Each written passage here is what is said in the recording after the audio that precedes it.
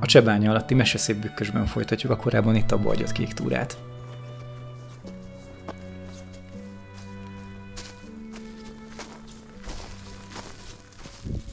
A csebányai Szűz Mária kápolnának az a története, hogy egy erdész elveszett az erdőben. Akkoriban, az 1800-as évek első felében itt hatalmas, végtelen bakonyi erdőségek voltak. Jellemzően ez a bükkös és tölgyes erdő rengeteg. És félt, hogy megfagy, ráesteledett, és az éjszakában elkezdett Szűz Máriához imádkozni. És ahogy imádkozott, tehát csak észrevett egy tüzet. Mire odaért, már nem voltak ott emberek, de még ott hagyták ezt a tüzet, és újra tudta csiholni, és ezáltal nem fagyott meg. És ahogy ott jobban körbenézett, már látott egy ösvényt, és így kijutott. Ezután visszatért, és faragtatott egy képet a közeli fába Szűz Máriáról, aztán később a környékbeliek készítettek egy keresztet.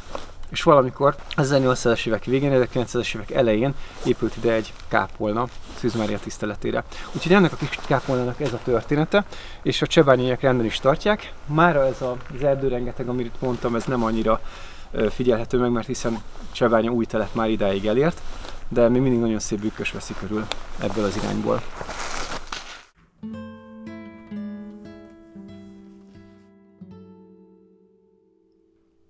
Az ősi Bakonyt 105 km hosszúságban számították a Vértestől Zala vármegye belsejéig terjedő egybefüggő erdőségként. Fejér és Zala vármegyékben keskenyebb, Veszprém vármegyében, ahol az Öreg Bakony található, sokkal szélesebb. Hát ugye jég súlya lett letörhetett télen. Igen, ez most télen. Pont az útvonalon.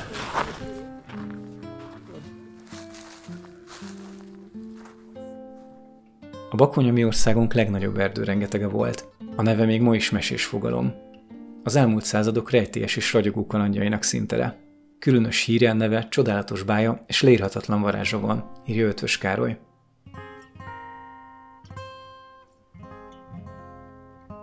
Mivel most vagyunk legközelebb Szent Gálhoz, ide kívánkozik ez a történet, amit maga Eötvös örökített meg, szintén a Bakony című kétkötetes művében. És ez talán a Bakony legszomorúbb igaz története.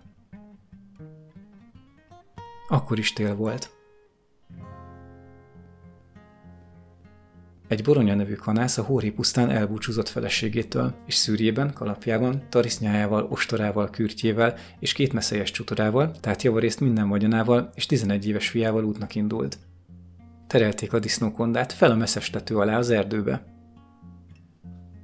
A disznófalka a szentgáli nemesek tulajdona volt, a régi bakonyi sertésfajtából. Magas, hosszú, sovány testű, nem vaddisznó, de nem is szelíd. A hegyi makk és a hó alól előtúrt erdei tuskon növő gomba eltartja a jószágot. A tél azonban kegyetlenre fordult. Zivatarok után hóviharok, utána kemény fagyok jöttek. De ez nem lett volna baj, hogyha a hó alatt az őszi magtermés bőséges lett volna. De ekkor éppen nem volt az. Az éhes állatok jelezték szenvedésüket Boronyának. Órukkal döfötték, csizmaszárát harabdálták, de ő nem tudta őket jó makra vezetni. Megpróbálkozott a kürt szóval, de nem tudta sokáig elterelni a figyelmüket az éhségről. Így aztán tovább keresgélt. Addig mentek, míg a fákon meg nem pillantották a fagyöngyöt. Ekkor átadta szűrjét és kürtjét és egyéb kincsét a fiának, hogy vigyázzon azokra, amíg felmászik a fákra, és baltájával lecsap pár gólyafészek méretű fagyöngyöt, hogy éhen ne halljon a konda. A malacok már javában falták az aláhulló fagyöngyöt, amikor az egyik súlyintásnál elvesztette az egyensúlyát, és először a balta, majd maga Boronya is leesett, éppen rá a baltára. Szegény kisfia odarohant hozzá, megölelte, szólongatta, költögette, de Boronya már nem mozdult többé. Csak a hó lett egyre pirosabb körülötte. Lassan szállt le a Fehér Bakonyra a fekete éjszaka. A kisfiú felvette apja kürtjét, és fújni kezdte. Lent a településen hallani lehetett valamilyen éjjeli kürtszót a hegyekből. Egyre hangosabb lett a szél, és egyre halkabban szólt a dal. Csak pár nap múltán találtak rá a fagyos képre. Körül a konda, középen pedig a kanász a fiával. A helyet egy jó évszázadig Boronya halálának hívták. Kerestem a térképeken, de nem találtam meg. Csak azt lehet tudni, hogy a Hajag, Lókút és Szentgál háromszögben kell keresni. Elérjük az aszfaltotat, és itt nem kanyarodunk el jobbra a kéken, hanem tovább menjünk egyenesen a Hölgykővárához. Itt a Csigahegyen található a Hölgykővár, mármint a romja, És a patak mentén kell majd felmennünk oda. És a kék várjelzésen indulunk felfelé.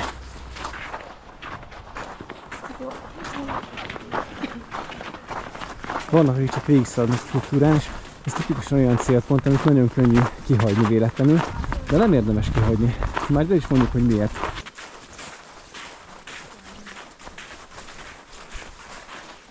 A patakon nem kell átkelni, de minket hajtott a kíváncsiság.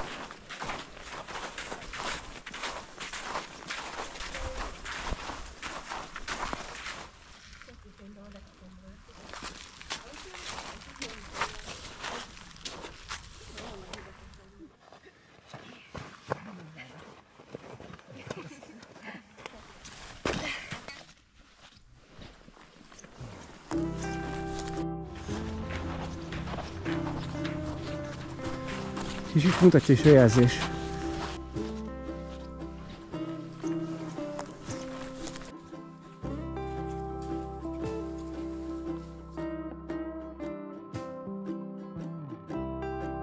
A magyar modern erdészet a 11. és 15. század között itt alakult ki, és a Bakony név is innen ered. Az erdőispánt Comes de Bacon Brooknak hívták. Hogy róla kapta a Bakony a nevét, az nem bizonyítható. Ugyanakkor a Bacon szalonnáról is az a hír járja, hogy a hegység nevéből ered. A Bacon szalonna kellemes meghatározó íze miatt a magyar gasztronómiában is közkedvelté vált.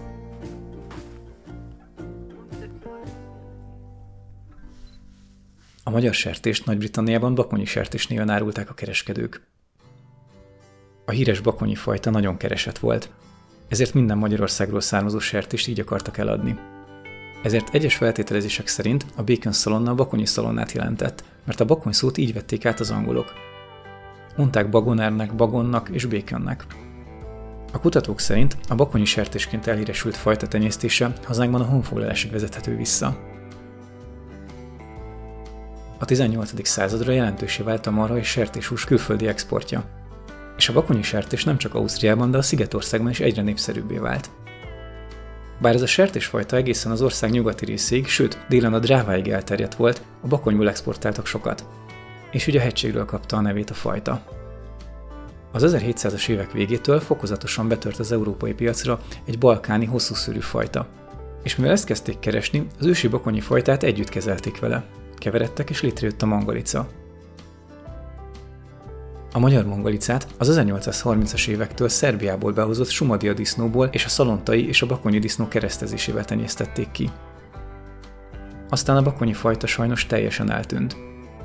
Itt látható az utolsó példány, amit az irci apácsák fiatal bencés szerzetesei preparáltak ki, még az 1850-es években, Rómer javaslatára, hogy legalább a jövő nemzedék is láthassa, milyen volt a honfoglaláskorig visszavezethető bakonyi sertésfajta. Enesei Dorner Béla kutató az 1800-as évek végén szeretett volna valamilyen rajzot vagy fényképet találni róla, de nem maradt fent korabeli kép. Egyébként más feltételezés szerint az angol bacon szó és voltaképpen a bakony szó is a bükkfára utal, mert jellemzően bükkfán füstölték a szalonnát, és a magasbakony erdőalkotó fafaja is a bükk volt.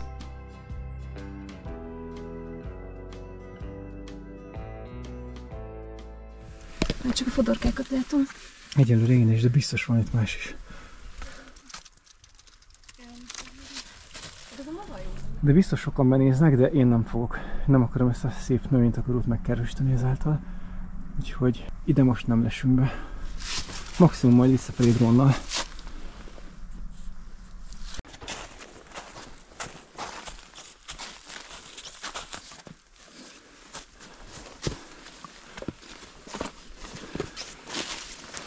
És felértünk a Kivárának tetejére. Mármint a nagyobbik sziget tetejére. Az eocén mészkőfalak felett 4. Béla emeltetett várat. Ez néhány évtizedig az erdőispánság székvára volt.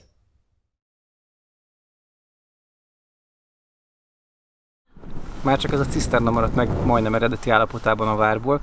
Kicsit arrébb még felfedezni véltük a vár bejáratát is, de az már alig észrevehető, tehát nagyon romos. 30x30 méter alapterületű kis várocskáról beszélünk, amit 1321-ben említettek először, és félig körülöli északi irányból a Tarna-patak. A Csiga hegynek az északi vonulatán található, tehát egy magaslaton, egy jól védhető helyen. Mégis 1364-ben az egyik rendnek, nevezetesen a Karthózi rendnek adományozta a király, és ők pedig mit kezdtek vele? Azt kezdték vele, hogy a kőjét elhordták, és ebből építettek kolostort maguknak. Úgyhogy ennek a várnak itt fejeződött be a rövid története, viszont a megmaradt kövei nagyon érdekesek, főleg azok a kövek maradtak meg, amik az eredeti hegyet, a sziklát követték. Tehát a szikla adottságait ugye kihasználták, és visszabomlott, amit ráépítettek, és az eredeti szikláknak a bevált zugaiból lehet látni azt, hogy az emberkéz ott hagyta a nyomát. A várat megkerülő Perési ér a karthóziak záportározóján keresztül éri el a Tornapatakot.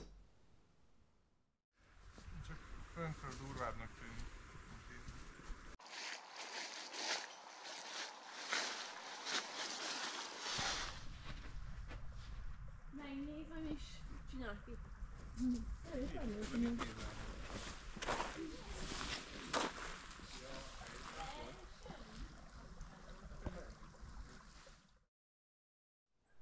Az 1872-ben lefektetett Székesfehérvár-Szombathely vasútvonalon van egy elképesztő 180 fokos hajtűkanyar. Ezt felüljáron keresztezzük. Az ilyen fővonalaknál ritka volt az ilyen ív. Lassan beérünk Városlődre, és a fejünk fölött egy nagy örgébücset látunk. Igen, ez az a környék itt Szent Gál környékén, ahol a németeket telepítettek be egy időben. Erről a vidékről egyébként a Balatonnak az északi partja környékére telepítették ki a magyar lakosságot. Ott adtak nekik földeket. Hát mondhatnám, hogy egy kárpótlású, de akkor ezt nem biztos, hogy így hívták. A németeket pedig betelepítették ezekre a jó minőségű földekre, és ők kezdtek itt gazdálkodni egyébként nagyon szépen.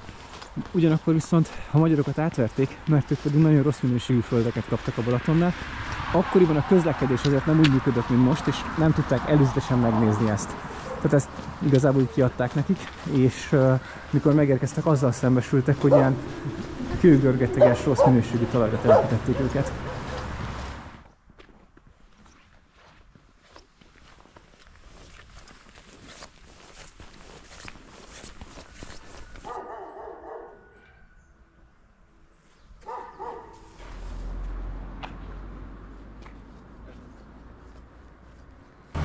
A pesitőjét pedig itt előtt ebben a kocsmában.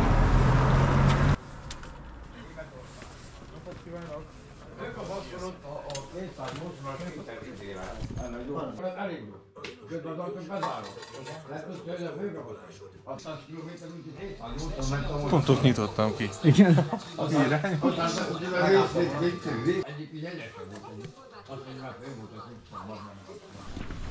Úgy látszik, hogy Városliget mindig olyan hely, ahol a kocsmában nem lerészegedni járnak az emberek. Mindenki kedves volt, kellemes utat kívántak nekünk, és valójában így azt éreztem, hogy itt a kocsma még a kultúréletnek a központja, úgymond. Az utunk német barokk parasztházak között vezet. Ez pedig a Városligeti Német Nemzetiségi Tájház. Innen nézve értem is, hogy miért ezt az épületet választották. A Német Nemzetiségi Tájház 1987 óta fogad látogatókat. Ez a csapat Tengelitz együtt bandázik egy kék cinkével. A Városlődöt először 1240-ben említették írásban. Lueld, azaz Lövöld néven. Királyi vadászbirtok volt. 1340 körül adományozta a város Nagy Lajos a karthózi szerzeteseknek, és ez lett a rend egyik legnagyobb kolostora. 1554-ben fel kellett robbantani, mielőtt ide értek volna a török seregek, de az értékeket előtte Sopronba átmenekítették. A templom mellett megtaláljuk a fal maradványait szépen feltárva. A török pusztítás után a falu a 18. században népesedett be újra, délnyugaton bajor, északon frank telepesekkel. Utóbbiak létrehozták a Bakony első üveghutáját. 1762-ben ez megszűnt, és a frank és a bajor lakosság szimbolikusan közösen építette fel a barokk templomot. A 19. században kőedénygyárat hoztak létre, ami az egész ország területére szállította termékeiből. A vasútvonal létesítés és az ipar fellendülést hozott a század második felére, de a két világháború és a kitelepítések megtörték ezt a fejlődést. És az 1935-ös ház is van itt. Úgy látszik, hogy az 1930-as években épült a főúton a legtöbb régi épület. Jellemzőek ezek az íves falkiállások ott az eresztnél. Édesapám még 1977-ben is tudott itt mészégetőket fényképezni a Kék túróútvonal mentén.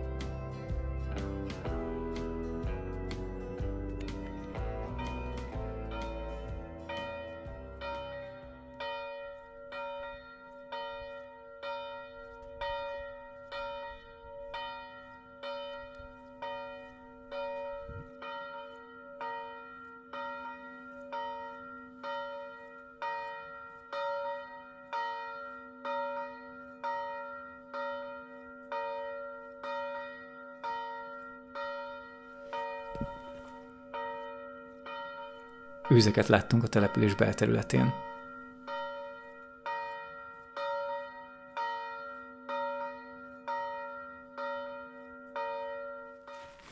Ezek az elhagyatott épületek, tanyák nagyon jó otthont nyújtanak a gyöngybagyoknak is.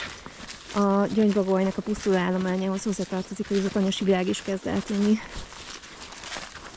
És persze ne feledkezzünk meg a kubikokról sem. Ők is szeretik az ilyen tanyákat. Kitelepítési emlék? Az elveszett hazája. Igen. Az erdészházak ma szörnyű képet nyújtanak. Nagyon szomorú az itt élő családok sorsa. A vasútállomás mellett térünk ki Városligetről, és haladunk tovább déli irányban. Elméletileg régen itt is volt pecsét, talán most is van, ezt most nincs időm megnézni. Menjünk tovább.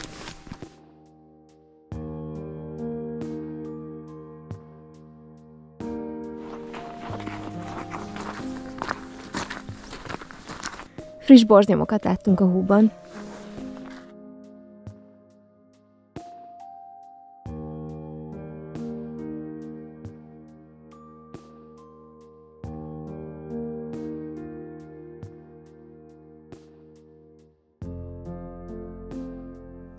Az egyenes erdei útszakasz a kisvasút sínjének helyén vezet.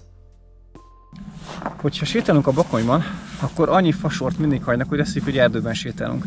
Ha mindezt megnézzük felülről, akkor látjuk igazán, hogy milyen szinten kiirtották ezt a végeláthatatlan régi erdősséget, amiről Ötvös Károly még azt írja, hogy Magyarország igazi őserdeje, ami jobb volt régen, mint a Bükk, vagy ma esetleg a Zemplén. Most pedig már így néz ki, hogy láthatjuk a felvételen. Mögöttem pedig láthatjuk, hogy miért.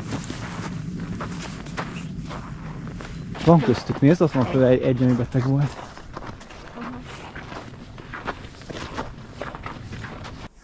És ahogy kipusztítják itt a természetes erdőséget, úgy ez otthont ad a szolidágónak, vagyis az aranyvesszőnek, ami egy inváziós faj. Csertölgy, kocsánytalan tölgy, bükk. Ezek már eléggé érzékenyek a klímaváltozásra.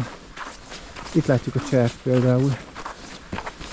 Kifejezetten jellegzetes kérge van.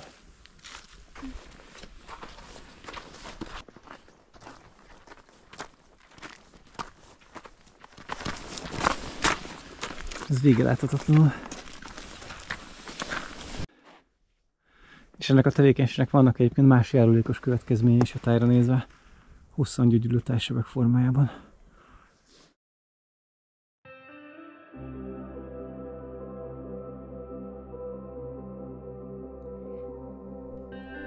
De vajon miért a Bakony tett szert ekkora hírnévre, és miért nem a Mátra, vagy éppen a Bükk?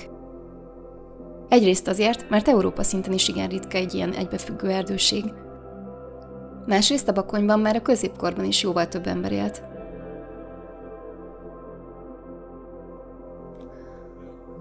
A Vörös Szikla előtt le kell kanyarodni.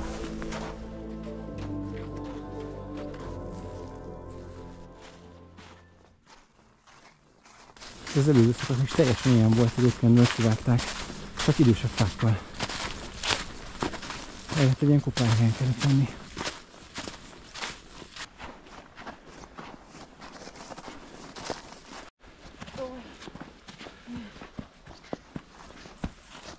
És itt akkor jobbra? Nem,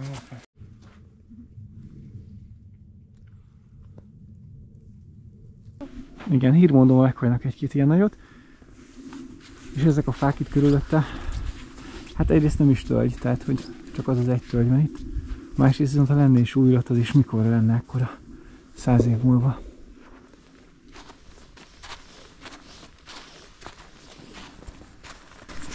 Itt pedig meghagytak egy szép nagy bükköt szembe vele. Hogy ilyet is lássunk még. Szóval ezek a tipikus szélesebb fasorok, amik a vegetációs időszakban, tehát tavasz végén, nyáron, amikor sokan túráznak őszelején, akkor így beborítják ezt a területet, nem lehet átlátni rajtuk, és nem látjuk, hogy mögötte igazából már nincsen erdő. Kinga éppen gyöngybagyot, egy kuvikot keres. Elhaladtunk egy természet mellett, ahol egyébként maderatét is lettek ki, és itt számos madarat, csíszt, és citromsármányt és vörösbögyet is láttunk. A citromsármányt sikerült is lefilmezni egy kicsit. Hol? Talán egy ilyen kis fészek. Aha, igen, ez egy fészek volt.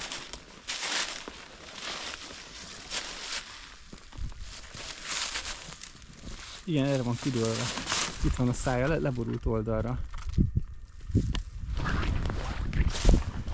Megérkeztünk Kurkútra, ami egyben a túránk végállomása is lesz ma. Attól tartok, hogy ezt a túrát majd ősszel fogjuk folytatni, szóval innen a következő epizódra őszig kell várni.